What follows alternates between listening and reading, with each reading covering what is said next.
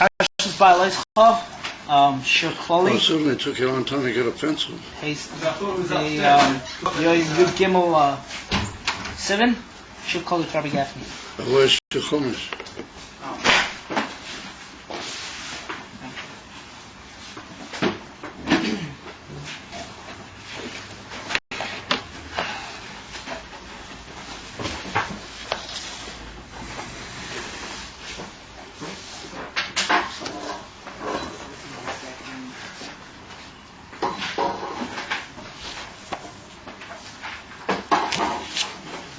Right, so we're turning to the beginning of Parsha Behaaloscha, this week's Parsha.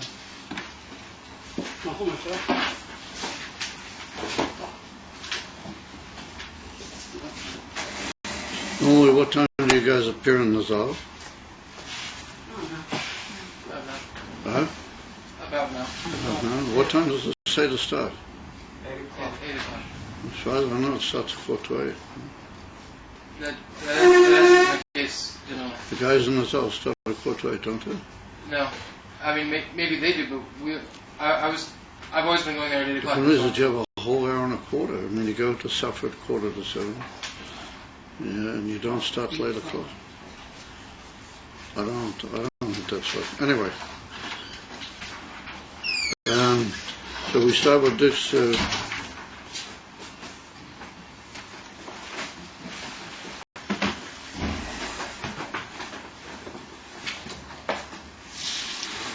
וידבר השם על מוישה לאמר דבר אל אהרון ואמרת אליו בהלשכה את הנרות אל מול פני המנורה יאירו 7 הנרות ויעש כן אהרון אל מול פני המנורה העלו נריסיה כאשר ציווה השם את מוישה. And then, following that, a long description of the making of the menorah. How the menorah itself was made out of one piece of gold. V'zeh ma'aseh hamenorah, mikshor zahov, ad yerecho, ad pircho, mikshohi. It's one hammered piece of gold. So the intelligent reader immediately is awakened by the Shaila.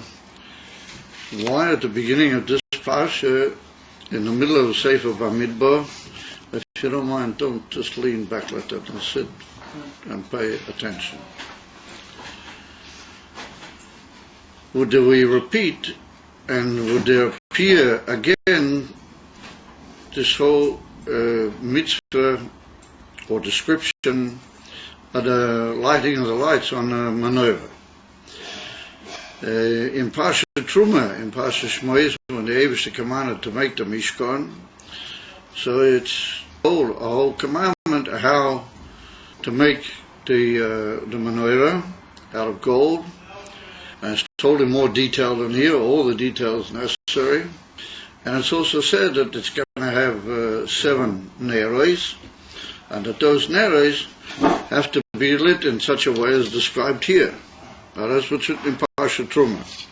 Then in Parsha Tetzaveh, which is the Parsha after Parsha Truma, right at the beginning, that's written that Moshe should command the Jewish people to bring Shemen Zayis, Tahor, and the purpose of that Shemen Zayis is Lahalos Ner Tomid, to elevate a continuous Neir, a continuous light, and that's briefly said that will be in the oil made michutz lapareches ainu von oil tomid l'derei sam. It's not mentioned the menorah. It just mentioned the mitzvah of actually lighting lights, but that's not said by way of a mitzvah. It just said that you must tell the Jews to bring the shemen zayis, which will be used for the mitzvah. And then in Parsha Emor, right at the end of the third last Parsha, in Sefer Vayikra, it's written again, the whole inyan of the menorah. It's written that that Aaron has to be told to light the 7 neres, and it has to be on the menorah tahira, on the pure menorah, and where the position of the menorah is once again outside the pareches ha'idas, what that means, the curtain between the sanctuary and the Holy of Holies. But that's where you have to light the neres, and that it's a continuous commandment to Aaron Ubano for all the generations to come. So that's the 3rd time already that the menorah is mentioned in the Torah. And over there, Rashi says that that portion in Parsha Emor is the actual mitzvah in the Torah to light the menorah. Because in Parsha Truma, we're only told how the menorah is to be made, like he describes all the other kelim and klei mishkan, how they're to be made. Oh, seidah asiyasa hamishkan. But there's not an open mitzvah that you must light the lights. It's said that there will be lights on the menorah. Parsha Tetzaveh B'klal doesn't talk about the mitzvah of actually lighting, but this says you must bring the shemen zayis in order that we should be able to light on their Tommy, the continuous light. So therefore Rashi says clearly in Parsha Emor that the mitzvah in the Torah to light the lights on the candelabra, on the menorah, well, that's over there in Parsha Emor. And the mitzvah to actually make the menorah, or that occurs in Parsha Truma. So Rashi differentiates clearly, and he says over there that the Ikka in Parsha Truma is the actual making of the menorah, a tzivui to make the menorah, and the Parsha Emor is the tzivui, the commandment to light the neres, to actually light the neres on the menorah. Ve'ilu, the Parsha Tetzaveh, well, that's just a description of a detail in the avodah of the mishkan, the bringing of the shemen zayis, but not that there's any mitzvah when they get to the menorah.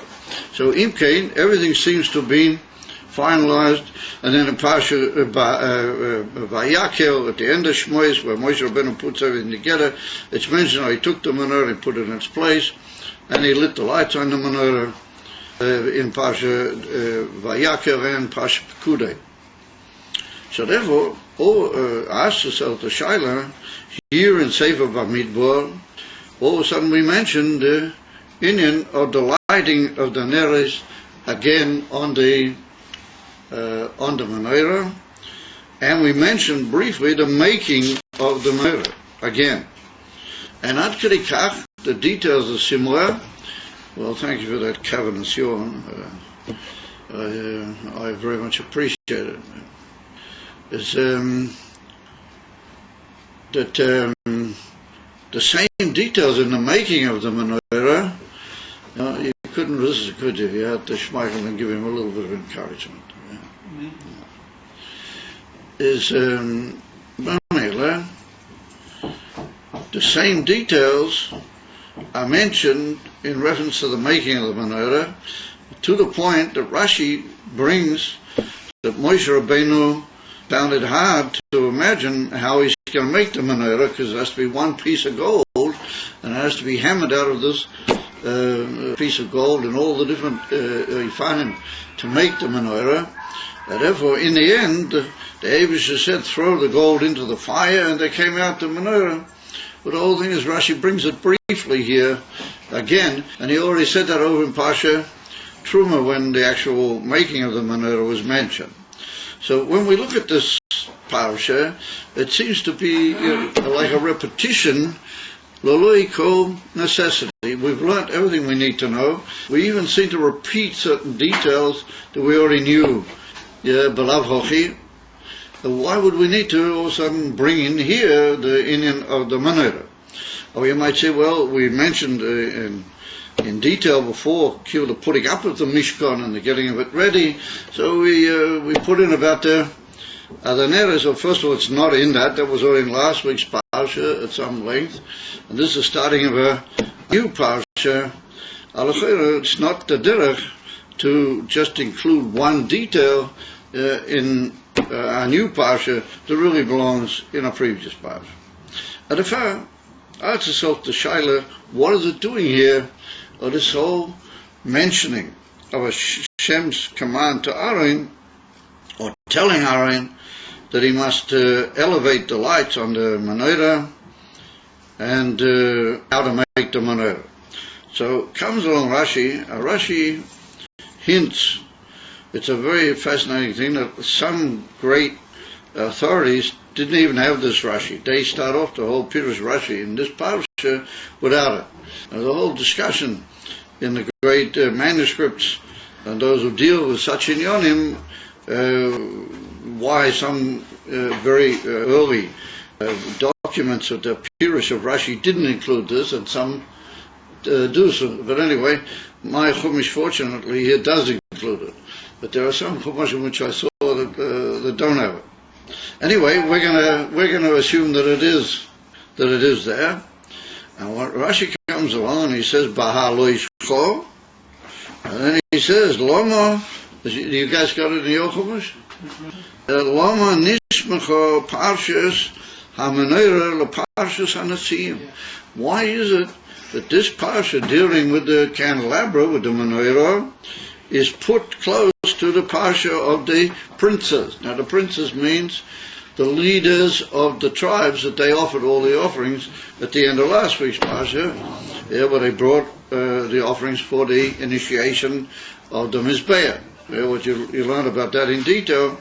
So Rashi says, why, after having dealt with all the offerings of the Nasiim, did all of a sudden we put in the inyan of the Parshas HaMenorah? Lefi, Keshero Aaron, Hanuchas HaNasiim. Aaron looked at the initiation of the princes of the tribes to the Mizbeach and to the Mishkan. Choshe Daite, Choshe Oz Daite, that he had a weakness of mind. He became disappointed or oppressed. It's called in Yiddish Chalisha Sadas. Yeah, Chalisha Sadas means like a disappointment, how you might say, the wind is blown out of one's sails, a sort of a drop in morale. Yeah, Choshe Oz Daite.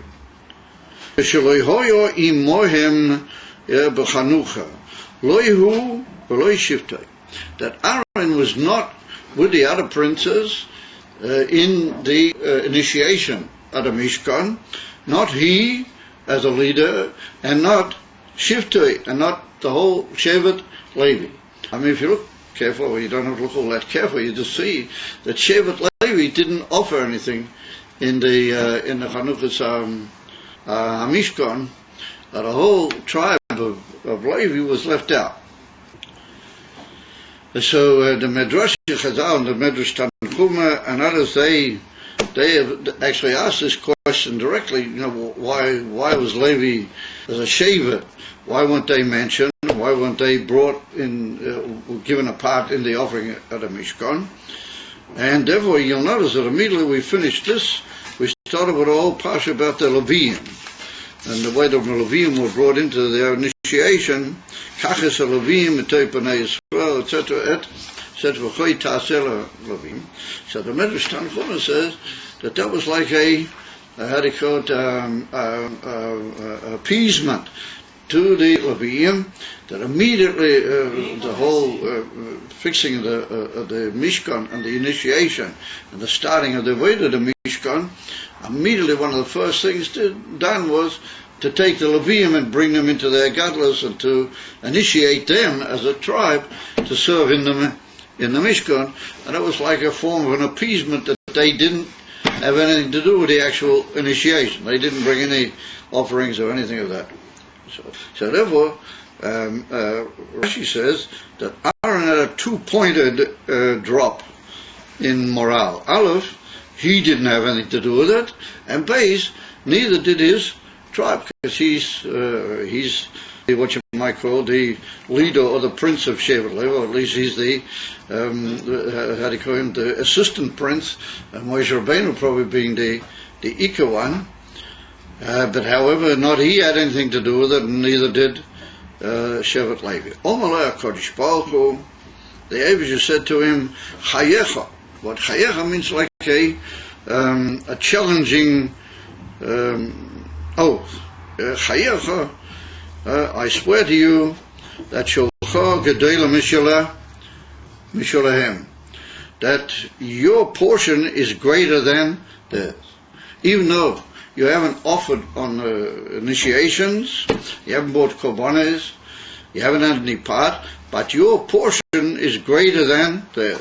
She'ato madlik umeitiv es haneres, because you are going to be kindling, and you're also going to be cleaning every day the neres. Now the meitiv es haneres, according to the Rambam learns that to be meitiv also means to light. He learns that the two lashonos interswap.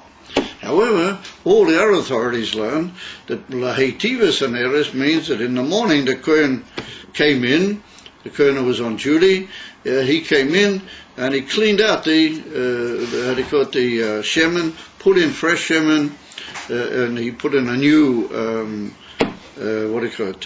psilo into the ner, ready for the lighting in the late afternoon.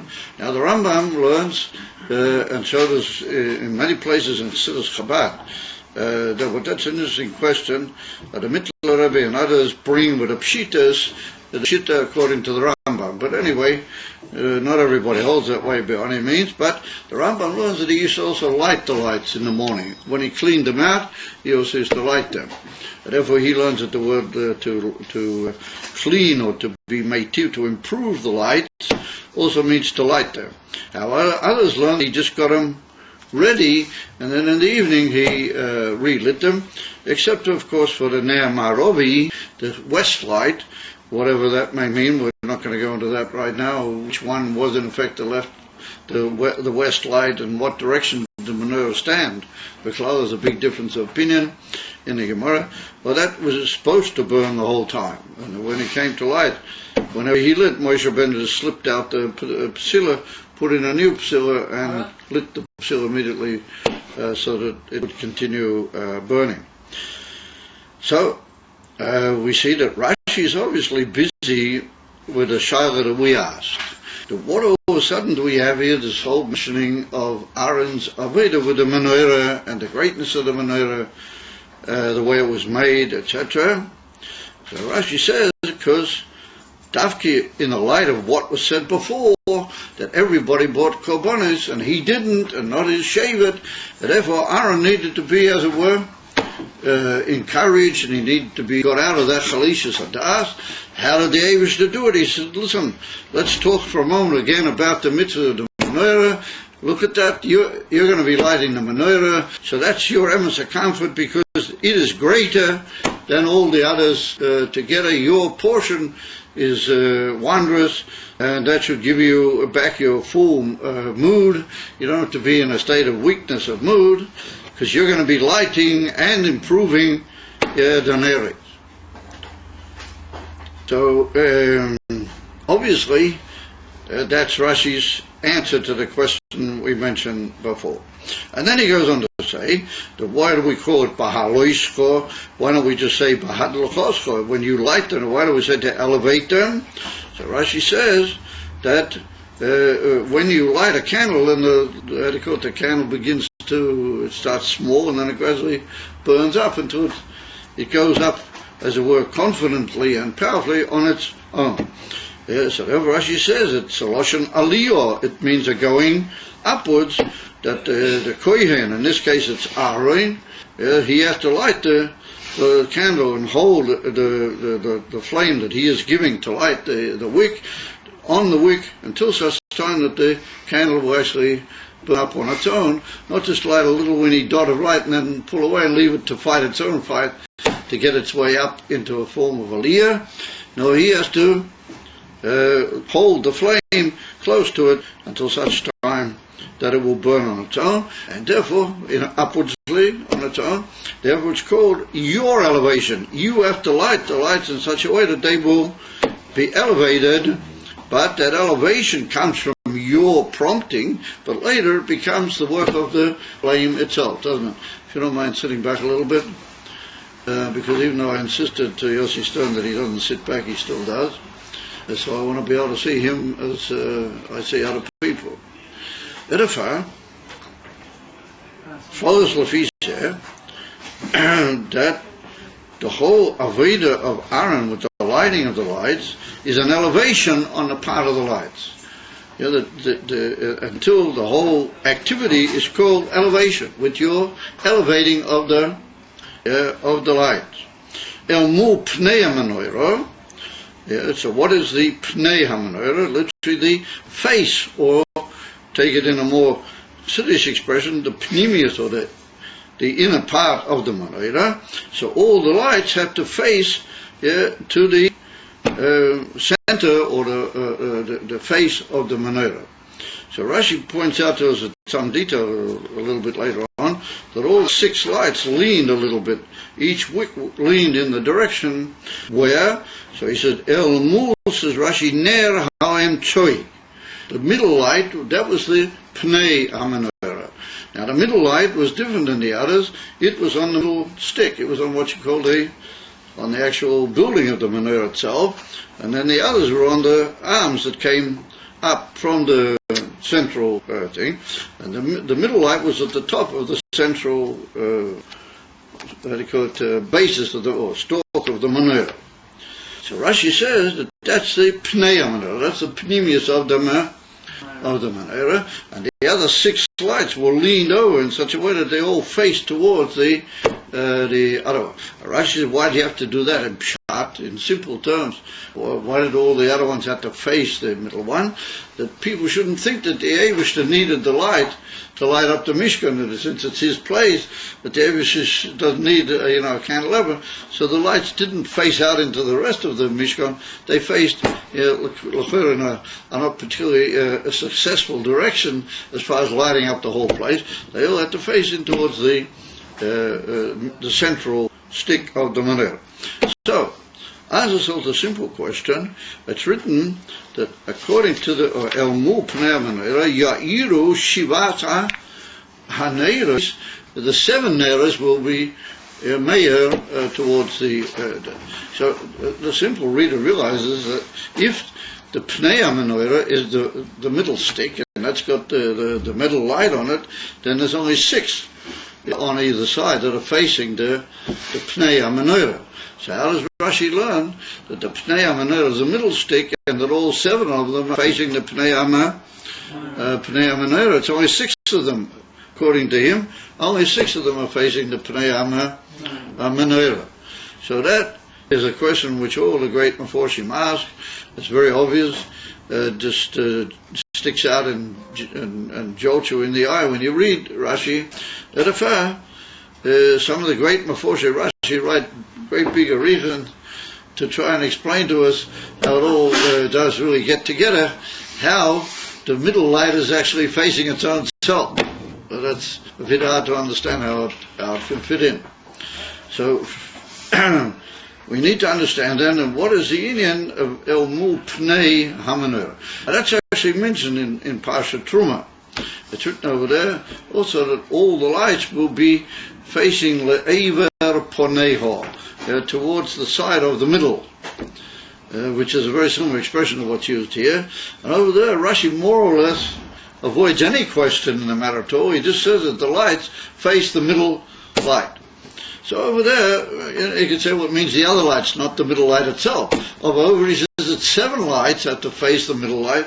Here it becomes a more direct place for the asking of the question. Over there, it's not really openly a question, because it's written the lights have to be in the direction of the middle one. So you could say it means the other 6, but not the 7th one. Over here, it's an obvious question. So those are the shilas on which we're going to base ourselves. From Rashi, it would appear, if we look carefully at the way he described Aaron's upset and how he's appeased by Hashem that he's going to be lighting and looking after or cleaning the neres. From that, it would tend to indicate that this whole parsha begins with this description the menorah and its lighting, again, to tell us something essential and pneumistic and atzmiistic in the etzem lighting of the menorah. In other words, that Aaron has to be, according to this medrash, Aaron has to be somewhat appeased because he had a very rightful taina. He's the Kohen Gadol, and his tribe are going to be the servants. They haven't been initiated yet, but they're going to be the servants in the Mishkan. They're going to carry the whole weight of the Mishkan, and to a certain extent the whole responsibility of the Mishkan. Why shouldn't they be involved in the whole inyan? So therefore, Rashi says, in the name of it's really a Medrash Tanchuma, that there's something in the actual lighting of the Neres, but that's an inyan atzmi that we have to mention it here, and if you will know that, then if you will chap that, then you'll be okay. You won't have any worries or any feelings anymore of disappointment. So, L'chera Kumta is that if we just take it a little bit more, Derech Hadrush, there's some secret hidden in what Rashi says, when I get to the whole Hemshech of these inyanim, isn't it? I like looking at your shapeful fingers, but I don't think that's what should be. I don't think you have to hide your face from me when we're talking. Listen, if you guys don't want to learn, then I certainly don't want to teach. I mean, either we have a gishmak in what we're doing, or we just throw in the towel and we'll give up. And there's two guys didn't come. I spoke to one of them on the phone before, and he said, "Oh yes, I'm coming back and I'm going to be here," and he's just not here. I mean, it's just, it's mind-boggling. I just can't understand.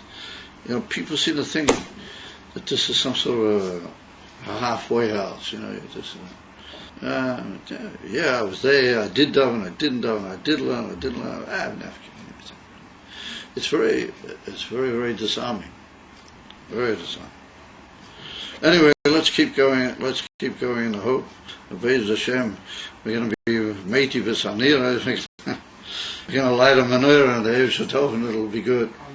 So, Lefizeh, at the end of all these descriptions, and particularly that just a little bit later, we're told how all the camp of all the Golim and the camp of the tribes around their flags and everything all got ready, and they're all ready to go into Eretz Yisrael. And Moshe Rabbeinu says to his father-in-law, to Yisrael, Noishim anachnu el hamakom, we're going. And Rashi said another 3 days they would have been in Eretz Yisrael.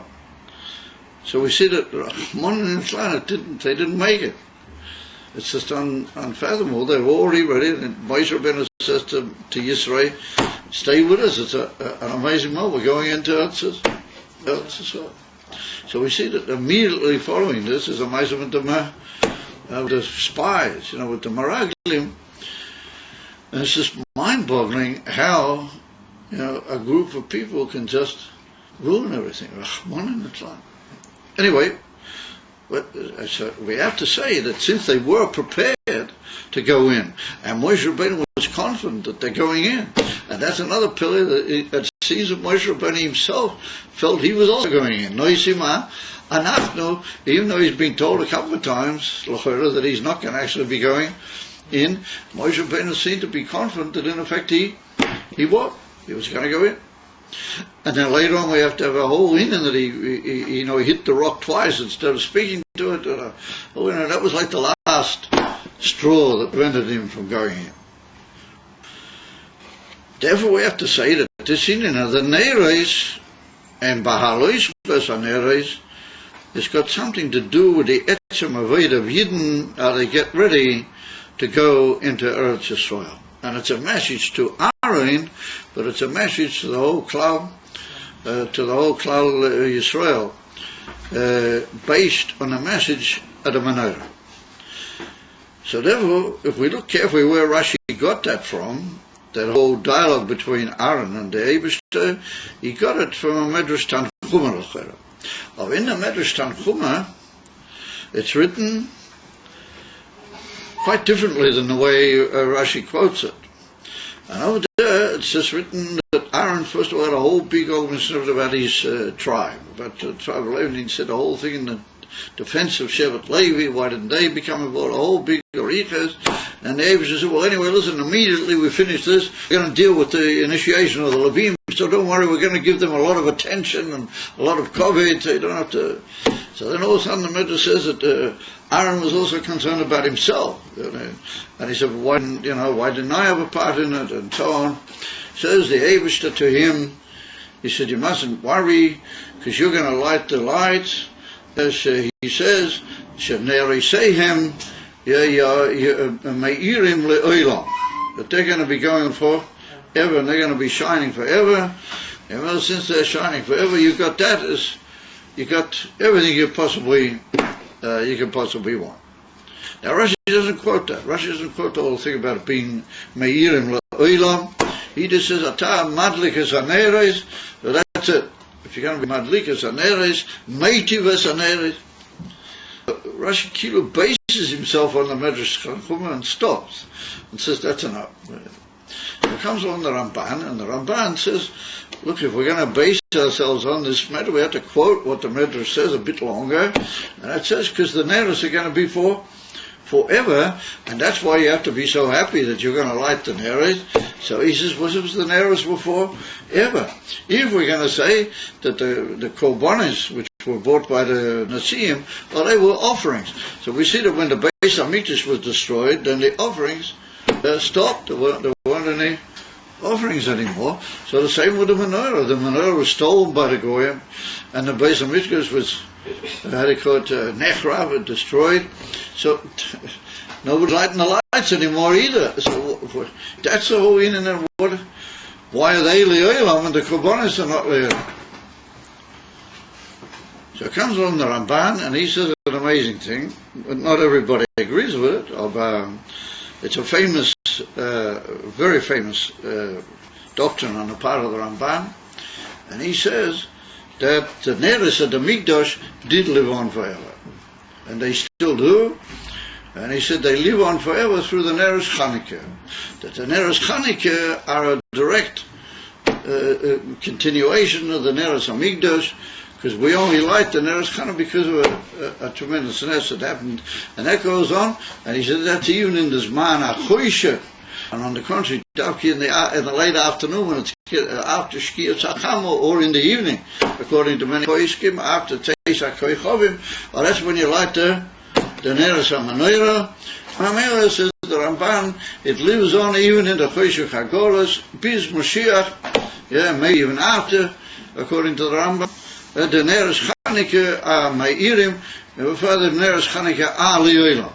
The Neres Chanukah are forever, Mashkin, the Korbanos not. That's the Rambam.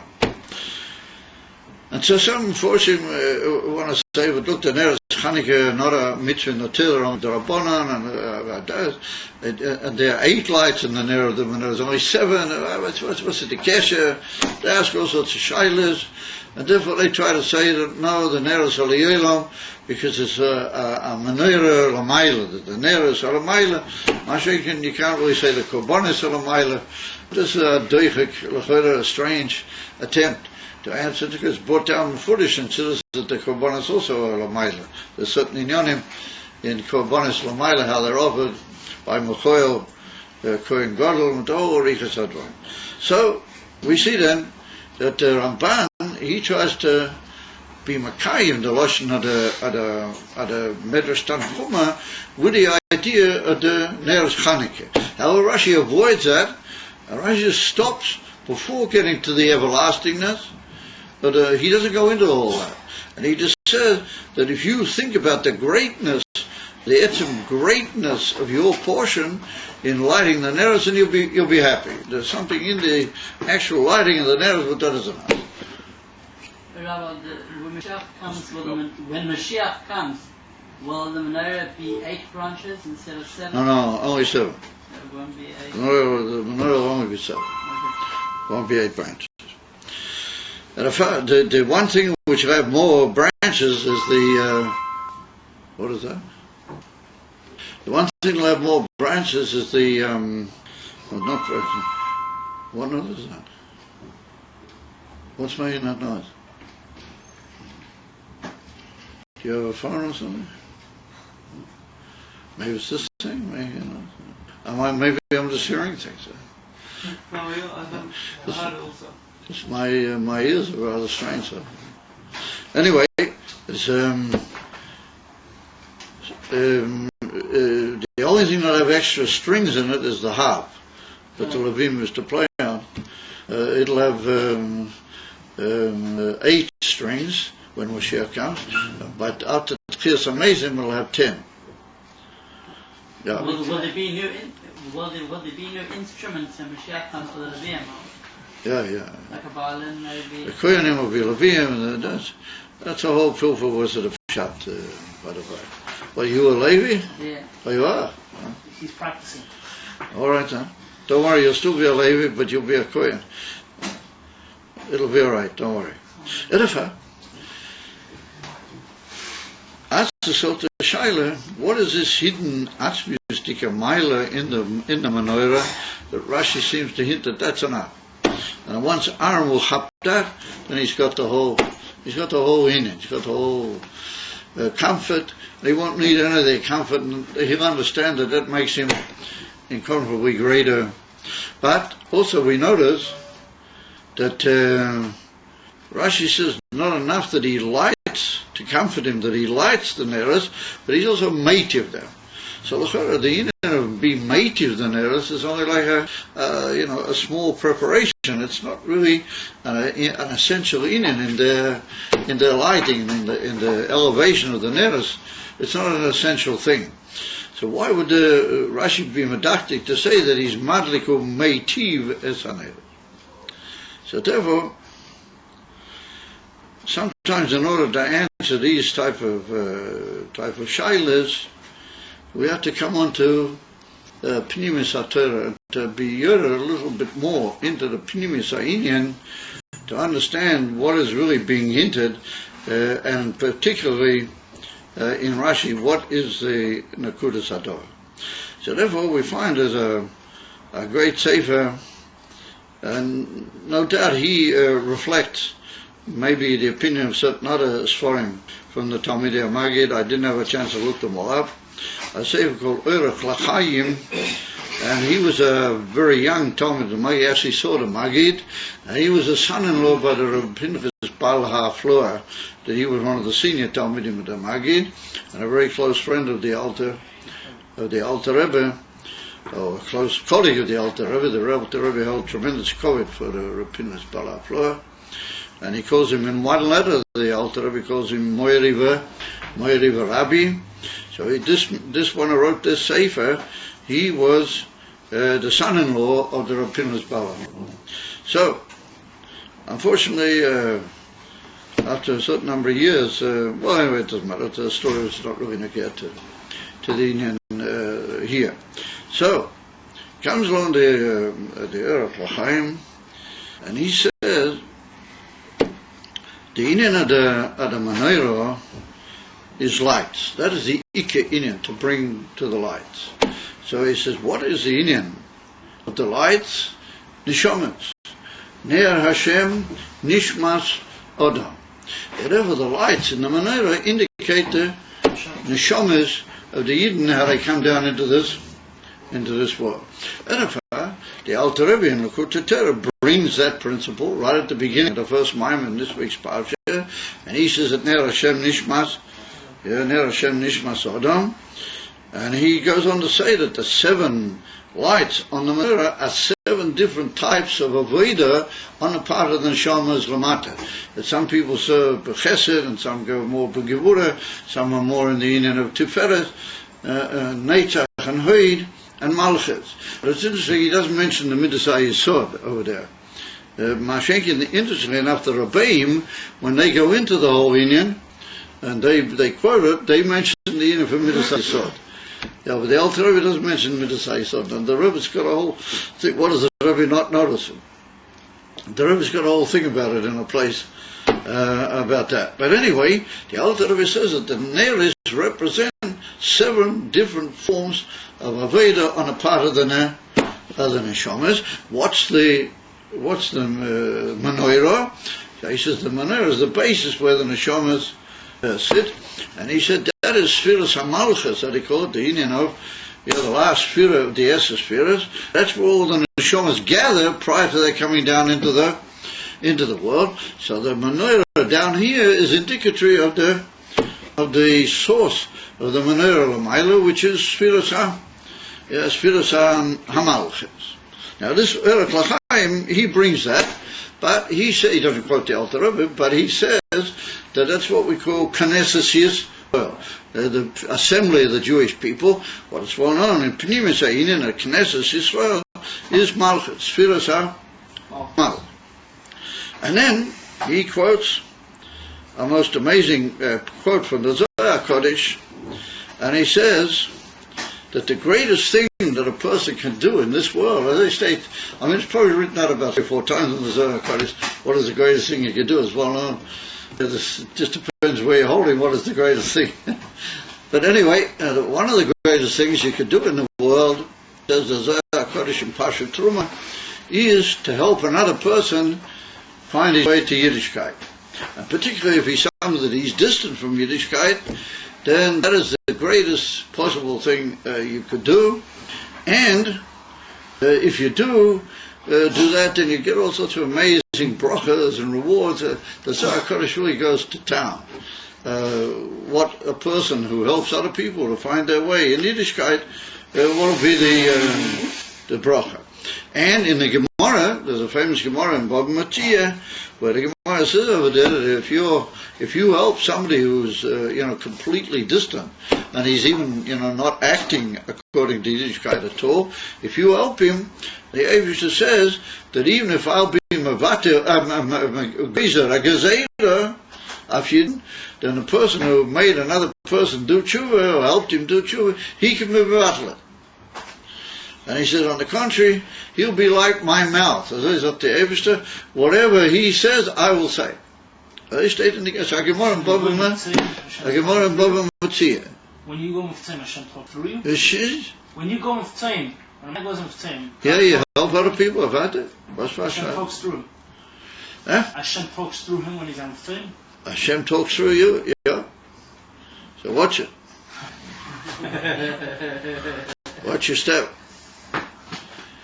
So that was in the Gemara, that if you help another person find his way to Yiddishkeit, and you really help him, and you really encourage him, and you give him koichet, and you help him to overcome the neshenas and the al inyanim, then you are in a very worthy and high state that the Eivishter gives you all sorts of brachas. Therefore, says this sefer that I'm quoting, the Erech L'Chaim, he says that's the menorah. So he said, what is the pnimius of menorah? What does it mean, the pnei menorah, this pnimius of the menorah? He said, that is what the Eibishter really wants of you. What does he really want of us? Like the pnimius harotzen in everything. And he said, why did the Eibishter make the world? Now we spoke about this by the question and answer class yesterday. And he said, the Eibishter didn't make the world for you. He doesn't say it in that many words, but that's what he means. The Eivishter made the world for you. The Eivishter made the world for himself. Nishava HaKadosh Baruch Hu li yesh loi dira b'tach. He should have a dira b'tach. Tainim. You're just a screw, or just a boreg, as they say in the modern Hebrew, to bring about the dira b'tach. But the dira b'tach, that's what you're for. And therefore, you have to first of all worry about the Eibishter.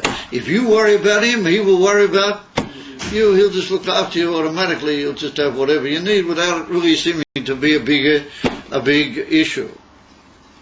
As they state. And ad kei kach, that the more you become devoted to looking after the Eibishter, the more it happens in your life that you just got everything you need. And it could be you're not a Baron Rothschild or somebody. It could be you just, you have a reasonably, simple type of life. But you have everything you need, and it seems to you, and not just it seems, but you genuinely feel, that you got everything you could possibly want. And that's a taich, pnei ha-menorah. The pnimius of the menorah is what the Eivishter wants. So therefore he says, that Behaaloscha Sivan. Is that similar to what you said the last year, Kali, with the bread and the little piece of bread in the stomach? Somebody said that? You said that last year, Kali. Yeah. That's right. That one of the brachas is if you eat a little bit of food, it'll be blessed in your stomach, and you'll feel as if you ate a huge amount. Emma? And the Kohanim, when they had the lechem aponim on Shabbos, some of them used to get a very small little piece. But as long as it was in the time of Shimon HaTzadik, or in the first place of Mikdash, when they ate it, they felt as if they'd had a whole. And in fact, Lafizeh Kumtais, that your whole reason is to be worried about what the Eibishter wants of the world. So there we said, that's a pshat Behaaloscha Sivan. Your whole job is to take neras which they need elevating, they need lifting up, they need to be given their fire. But what do you have to do? You have to give them the fire until they'll be able to do it then. So, like Rashi says, you bring them the fire until they can go up on their own. You can't just make somebody dependent in you and that you must the whole time feed him. But once you've given him a certain amount of fire, then the ikka is that he has to be able to, he'll always come back to you to ask for a bit of help or advice or advice. Over he's got to be a nair that can burn all on its own, an independent nair which will light up the world. His neshama has got to find its individual way. And that's what the Alter Rebbe says. Each nair is from another midah, and in those middas itself, combinations of the middas. Each got his own particular uifen that he's got to serve the Eibishter. Behaaloscha elmu pnei hamanoira. They've got to elevate them. Elmu in the pnimius of the Knesset Yisrael, which is the Shekhinah. You've got to elevate them in such a way that you know the truth, they've got to know the truth, that the Ikka is elmu pnei hamanoira. You've got to do what the Eibishter wants. Forget about yourself. You've got to be devoted to what is the tachlis and what is the ultimate kavanah. That if you're talmidim that you elevate and that you help, your people that you help them, and you go along with them, you've got to give them a vote that they should know that ultimately speaking we're here for the perfection of Hashem's kavanah, and that we're not here just to schlep everything into our pockets, including Gan Eden with the whole thing, that everything is for me. It's a very amazing pshat that he says that you've got to elevate the neres to such a way they'll go on their own, and then they've got to be elmu pnei hamanoira, the pnimis of the Shekhinah. And with that he answers another famous deal. The Rashi says, "Vayas Kain Aaron lahagid shvochei shel Aaron shaloi shino." That comes to tell Aaron's great praise that he never changed anything that he was told here. He did it exactly as it was told. Lo shina. So everybody says, what's it? I mean, Aaron's acting on a divine commandments here. He's going to change anything? I mean, what's the big praise that he never changed anything? So he said that this is a pshat, that lo shino, he didn't get involved in his own things. He did it pure for the pnei hamanoira. He didn't get involved in his own thing. If you got involved in your own things, then you're changing the plan. Some people say, like a shmachavoot, a balbatsish word, that they say, what's the taste of lo shino, that Aaron was a Kohen Gadol, and he was in the sanctuary, and he's lighting the dish. This Aaron would go every time he lit in with the most unbelievable, his pilot, this unbelievable, what he called Klois HaNefesh, he's lighting the neros in the base of Mikdash. When you're in a Klois HaNefesh, then you can forget what you're doing. And you might mix things up.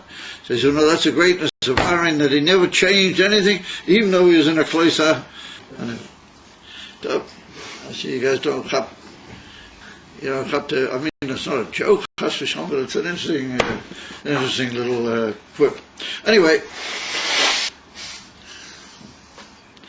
so we go further now, that we see that this line has taken us into an amazing view of what it means, the Maila here of them, of the menorah is to elevate the neshamas and to bring them all back into the right path.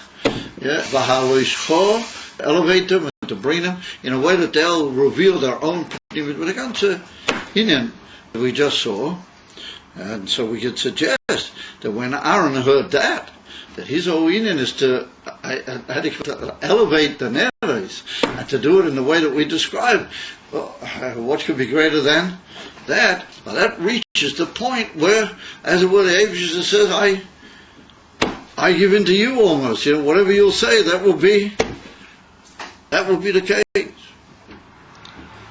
Almost like bringing Aaron to the point where he's almost like a fixer of the destiny of the creation. So, therefore, it would fit in nicely with Rashi's idea that that's the Etzem meaning in the actual lighting of the Neres itself. It's got its own unbelievable greatness, and once you have that Aaron, then you won't be sorry anymore.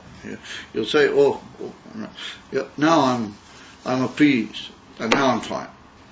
However, that's what we call, in the words of Hasidus HaKloliyos, they call it in the, so then the Shach is Meitiv Esaneres. Well, what's it?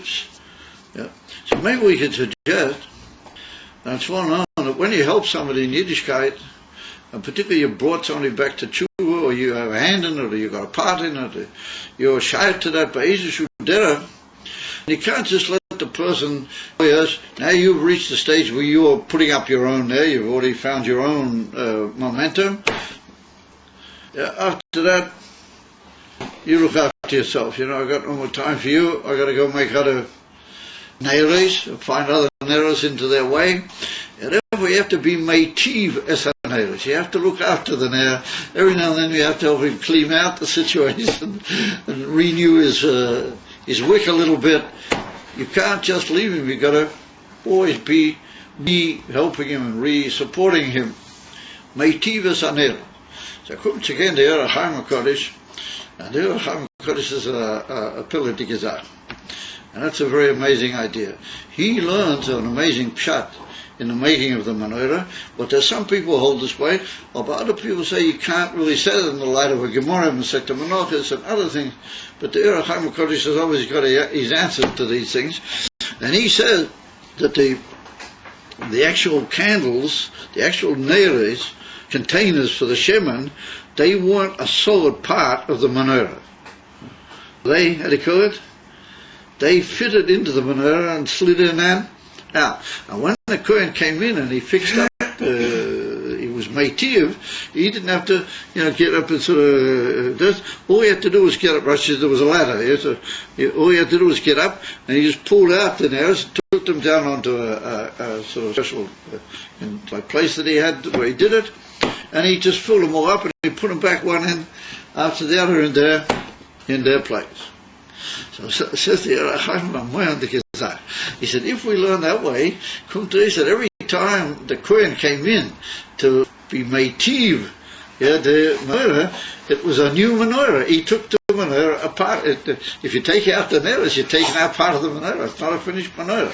And when you put back the light, so he said, therefore you are meitiv, till you make from the new, and you renew every time the whole menorah. So that comes to teach us that the whole Aveda with the lighting of the lights has to be a new time. Every time you do it, it's got to be completely a new thing. Anayazah. In other words, that what you did yesterday, like what you did today, has to be a completely another in it. Today is a whole new start altogether. A new menorah, a new neshama, a new everything. Just like you're starting all over again, but you're not starting all over again. You're starting with all you had from before. Edifer says there, that's the type of meitiv that you pull out and you dismantle. Every time he went in the Kohen, he dismantled the menorah and he remantled it. So he said, what about the people who don't hold that way? Where do they get this idea from? So he says an amazing thing. He said, because the menorah used to go up like that, and it was thin gold, he said the Kohen was permitted to take the arm of the menorah and bend it down. Says, after you could bend it down a little bit and fix it up, and then he would just go and put it back into its place. Yeah, they learned the Chaim Kodesh. He says that even according to those that it was affixed, it was all one piece, that they could still dismantle the menorah, as it were, and put it back. Yeah, and that's amazing. That would be an amazing thing, that even though that gold was being often moved, it wouldn't snap or wouldn't break. It was always, complete. Anyway, that's just for the sake of interest. And according to the Chaim Kodesh, you got to be a new man. You got to start off every day with a new brand. You can't just be what you were before. That's an way. It's got to be a new start, and he would learn and agree that you got to put that into your neshamas, that you are being mile of them, you're helping them. You got to put that into them. So Ad Kan, the description of what you might call Chassidus HaKloli and the approach of the Chassidus, or even Kloli, to that inyan. Comes along Chassidus Chabad, and there's a line from the Rebbe Rashab. Also, part of this is mashmer. In other parts of the Hemsheichim of the Rebbe Rashab, also in Likutei Torah, we have inyanim which are very similar. Chassidus Chabad says, what is the pnimius of the menorah? El mu pnei ha-menorah. What is the pnimius of the menorah? Brings a medrash that when the Eibishter made the world, and he created the world in the 6 days, that every time he did something, like on the first day, he made the heavens and the earth, according to the great proportion what he made, he said, in the Mishkan, this is going to be kach. The Shemayim is going to be the Uriyas, and the earth is going to be the floor, and a whole series of inyanim. So the 4th day, when he put up the sun and the moon, he said this will be the Noira in the Beis in the Mishkan and in the Beis Hamikdash. In other words, that the two luminaries, I call them, the sun and moon, they are the parallel in the creation of the world to the menorah, the candelabra. And says the Medrash, when we light the candelabra in the Mishkan, well, that's the center of the whole world, that's the pnimius of the whole world. When we do that, we add and we bring a whole new revelation into the sun and the moon. In other words, we change the Shemayim V'Hor. Now, for an example, it's written that the sun and the moon were big, they were equal at the beginning of creation, they were big, and it's written that the Eibishter made the moon small, and she had a Yerida with the whole thing. The Eibishter says that he has to have a kapara for that, and Rashi and Pasha Pinchas over there. So, comes along Chassidus, and says, when you light the menorah, you live the way the menorah is supposed to be, and we'll soon say what that is, that what you do is you lessen the break of the moon, the cancellation of the moon down into a small, and you're gradually building up, you bring a heavenly situation where everything improves. In other words, it's a better heavens and a better earth if you just act the right way. This Behaaloscha Sivan business. So that's pretty good going. I said, affect the sun and the moon with the Aliyah.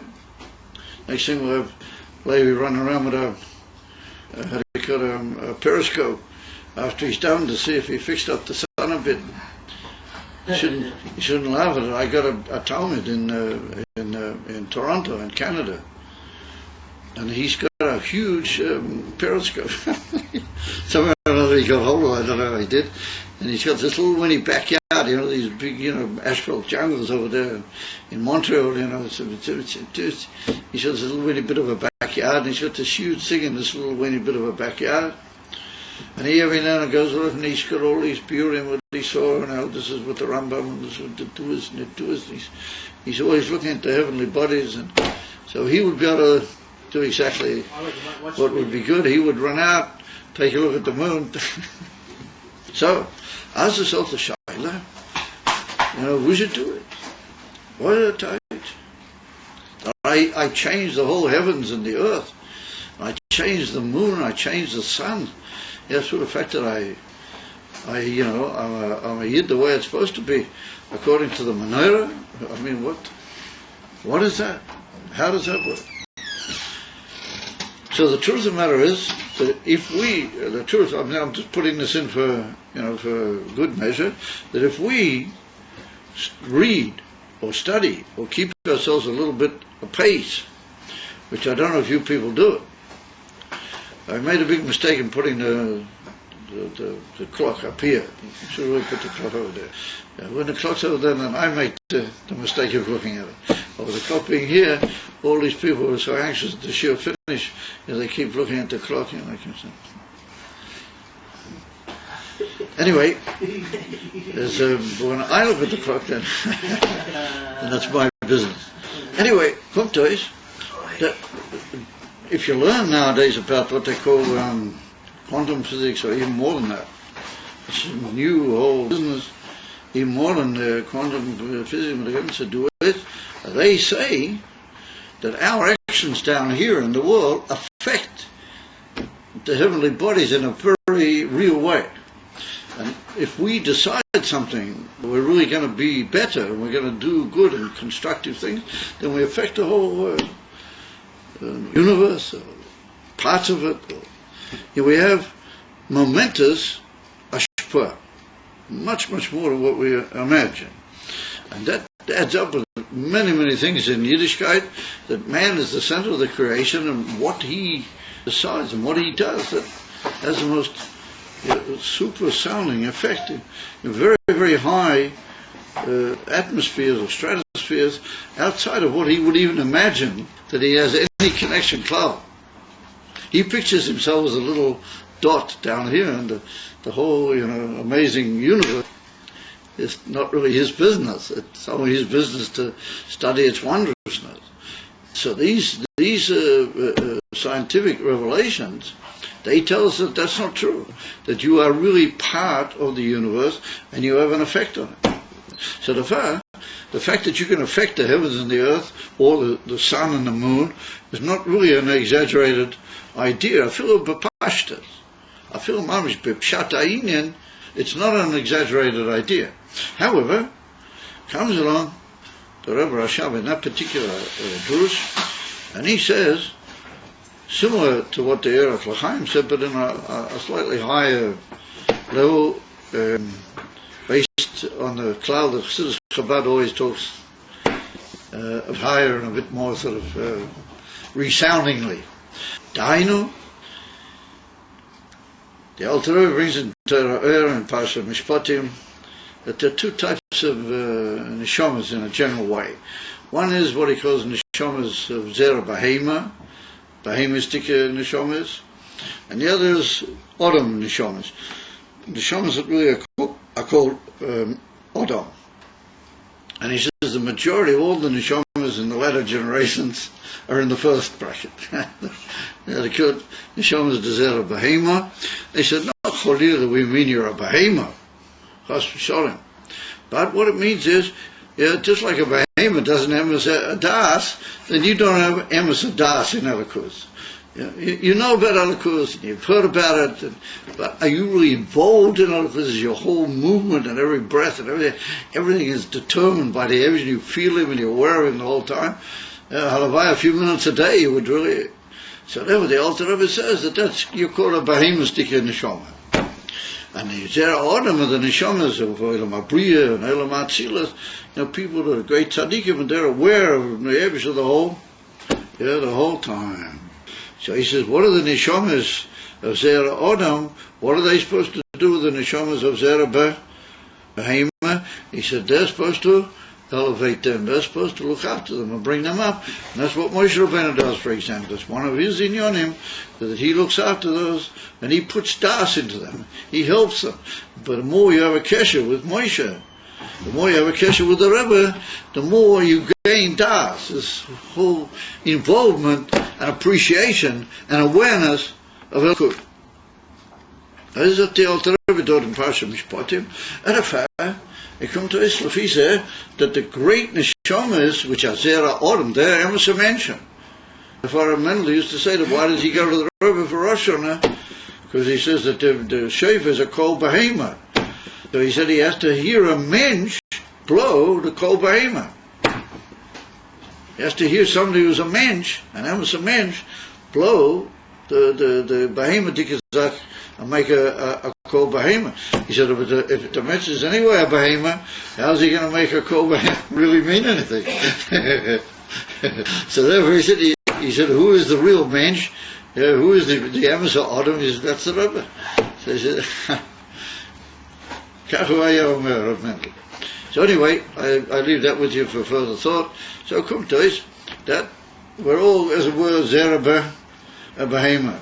If you're worried about that, then don't worry, because you still got hope, even though you. How do we miyashiv that the Adam has to look after the behemoth, but we see that in Mitzrayim, Moshe left the people for the worst 40 years. He left them. No, he didn't. I mean, he wasn't there. He didn't leave them. He didn't leave them. He didn't even want to go to the rescue. He had to flee because he was chased after by Pare. He was under a wanted decree for death. He fled because Pare was after him. And Rashi says, why did he go back? As soon as he heard that the situation had changed, he came back to Mitzrayim. Rashi says that he heard immediately that Pare had passed away, or Pare had something had happened to him, and they were no longer after him, that he came immediately back to Mitzrayim. Or that he left him. He had no bravery, he had to flee. Like the Friedrich Rebbe left Russia. But some of the Chassidim said, Rebbe, how can you leave it? So the other Chassidim said, he has no bravery, otherwise we won't have a Rebbe, Rahman in it. Rahman in it. And in fact, it comes to us that there's people who are Zera Bahema and Zera Odom, as they call it. And I mean, the purpose of the people who are Odom is to help the Zera Bahema, to help them elevate themselves and go up into Elokus and become what more aware of Elokus until they'll be El Pnei HaManera, they'll reach the Pnimius of the Manera.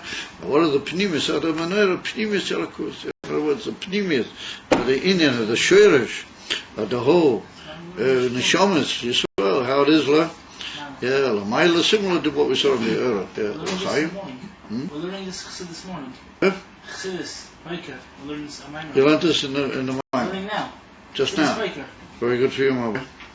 Therefore, it comes out that the Indian of the Zera Odom is to elevate. And Aaron, he was the Emerson. Aaron and Moshe, they were the Emerson Zera Odom.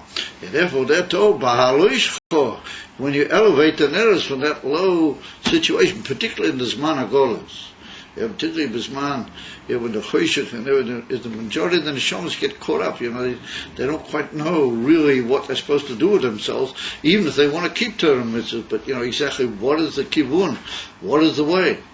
And so, therefore, you need to go El Mul, you need to go into the Pnimius of Elokus through Aaron. He's got to elevate you up. In other words, once again, you've got to have a kesher, like Mendel said, you've got to have a kesher with the Emerson Adam.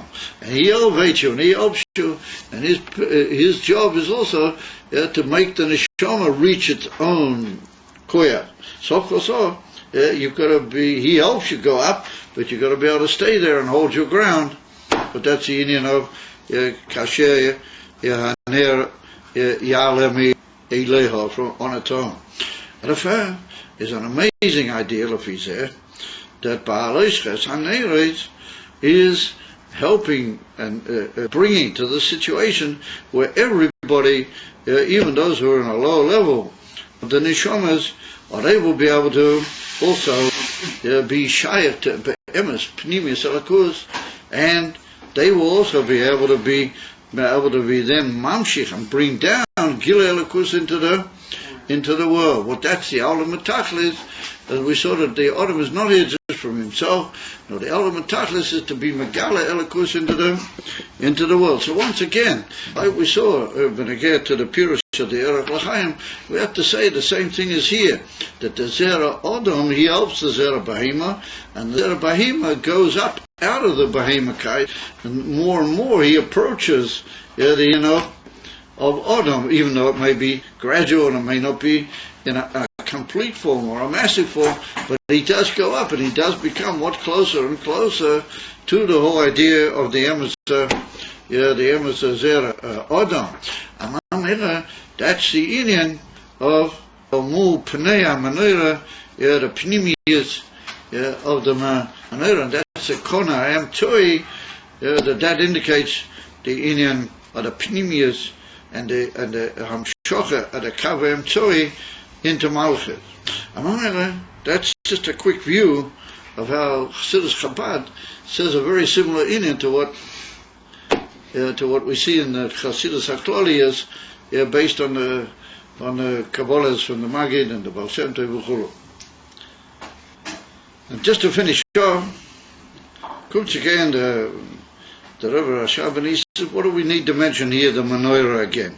We're talking big about the Behaaloscha Sivan. What do we need to mention? How they made the Menorah? It was all out of one piece, etc.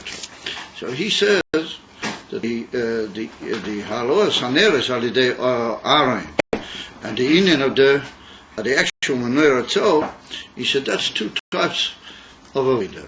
And the first type of Aveda is what we call Aveda al Pitam Bo Das. According to your knowledge and your understanding and how much you appreciate, how much you understood, you got to serve the Eibishter. And that's also a very necessary and serious type of Aveda. And that's the Menorah. That's the Ma'aseh Menorah, and that's the whole basis. On that, you light the higher lights, and what is that? He said that's a Aveda L'mayla mitam bo das legamri. That's even from Mesiras Nefesh, and that's what we call Ava Rabo she'eino al pitam v'das b'klal, which means unlimited love of the Eibishter in a way to just go out of all hagbolas altogether, and that gives you the ability to change the world in a very massive way. And the Father El Terebi in Likutei Torah says that the word Arin is Aleph, Har, Nun. Aleph is the Eibishter, how he's beyond everything. Aluf Yishalaylam. Har is Av. Because why is Av like a mountain? Because when you got Av, you're going upwards. You're striving upwards. You're going above the surface. Rotei. And you got the scene of an Av. And the Nun is a long Nun. Well, that means you go from the Aleph all the way down into the simplicity of the world. Well, what do you bring down? You bring down that Har, which reached the Aleph, and then you bring it down into the world, and you're a non-stopper. Nothing can stop you. You have Mesiras Nefesh. You have unlimited Ava for the Eibishter. But he said, how did you start off? You started off with the union of the Menorah. What that is, Ava Shel Pitam V'das. So people say, Ava Shel Pitam V'das. That's fine. That's yours. I'm ready for that any time. I'm in Ava Shel Pitam V'das. So the Rebbe Rashab writes over there that you shouldn't think Ava Shel Pitam V'das is very easy, because immediately you start using your mind in Kedusha and thinking about Kedusha, all of a sudden your goof, and the world around you, and it's like, come on, take it easy, just leave me alone. What do you want from me? Therefore you need to do a lot of hammering to use your mind and your midas in Kedusha, and not just use them in the ordinary everyday schleppenish of the world. Therefore it comes along, Rashi, he says that to make a hammered thing out of one piece and to hammer everything out of it, well, that's hard going. That's not so easy. So he said the Ava al Pitam V'das is harder in a way than the Ava which comes through Aaron when he lights the lights. He said, for Wuz, because you got to start off from nothing. You're starting off with all your chumrias and with all your gashmis, all your shtus and all your inyana which you're all involved in the whole time. And you've got to break all that and bring in the light of his seichel, al pi kedusha, Well, that's a hard piece of work. And therefore Moshe Rabbeinu said he didn't quite know how that's going to be possible. And the Father Abraham said, no, I'll help. You throw it into the fire and I'll be there. In other words, that if you really indicate that you want to make the menorah and you want to make a Tam V'das sticker word al Pikadush Tam V'das, then David helps you. And then you light up the lights. And what are the lights? The lights are the Ahava Rabbah, a completely unlimited type of Ahava, where you're a non-stopper. Nothing is going to stop you, and you bring change into the world. You bring the Nun all the way down. It starts off with the Aleph and it comes down into the world. It's a melodicity. That is the Aveda, which is going to bring to Moshiach. And therefore the Ramban has got a good point, that the menorah lives on in another type of Ahava Rabbah, and that was the Mesilas Nefesh of the Chashmonaim in the time of Chanukah. Well, that was amazing Mesilas Nefesh. That was unbelievable Mesilas Nefesh. And I thought that's indicative of Ahava Rabbah, very, very profound. And that's living on the whole time. So the Chassidus Chabad would say that it's living on the whole time in the Mesilas Nefesh, from Erlich Yidden and Chassidus Yidden, to keep the Yiddishkeit going under most impossible circumstances. And nowadays it's another type of Mesilas Nefesh. To stop being involved in the world and stop looking at the world as a nice kosher world, I'll be terrible, but to be dafki involved in Moshiach. We want dafki to change the whole world and to bring to the Gula Shalom. And that's another type of Mesilas Nefesh, a very delicate type of Mesilas. You've got to say, I'm prepared to leave everything behind and just know that Mashiach has to come the whole Rega. Well, that's what the Rebbe wants. That's a very amazing change in one's life. And that's a new type of Ava. It's a new type of Ava Rabbah altogether. And if you look up in Tanya, Perek Lamed Vov, look it up. Right in the middle of the second page of Perek Lamed Vov, the Alter Rebbe says that Yemois HaMashiach and Tchias HaMeisim, they are the whole reason why they ever created the world. Shekach Nivru Mitchi, because it was only for that sake that the whole world was created. Well, what we're living through now, that's only a foreshadowing. I said this yesterday, it's only a taster, entree. It's a pretty difficult entree, pretty hard cooked entree, not such an easy one. But it's only an entree. And if we've got to work in the entree with a bit of emes and Mesilas Nefesh, and we got to have a bit of Aaron's Aveda, where he brings the Neres into us, and he gives us this unlimited power of Ahava Rabbah. And you might say, well, wait a minute, you said it was Zera Hodom, maybe we're just a little Zera Behemoslach. So the answer is that if you learn Siddur, particularly have a kesher with the Rebbe, then you become a little bit of Odom. Instead, maybe not a complete Odom. You might have a bit of a way to go, but you get the taste and you get the effect of that Odom, and you have the ability to help others and to change the world, like the Erech L'chaim said. And Ali Dezeh, Be'ez Hashem, we go from the Chanukas HaMishkan. We see the next thing is that Moshe Rabbeinu says, we're all going into Eretz Yisrael. Well, in the middle is this piece about the menorah. Is a siman that he has hidden the whole secret. And Yesh Leman, what we just said, that's the secret, or part of it at least. How to get ourselves in, that we're going into Eretz Yisrael. Well, take it from me, Ad. Now. So have a good evening. And prepare yourselves well for your journey, and I hope that your journey will just take you a little bit along whatever road, and all of a sudden there'll be a miraculous swing. Right, you just go up on the Anan Ishmael with the bus together, and you'll be all in Jerusalem. Be'ez Hashem.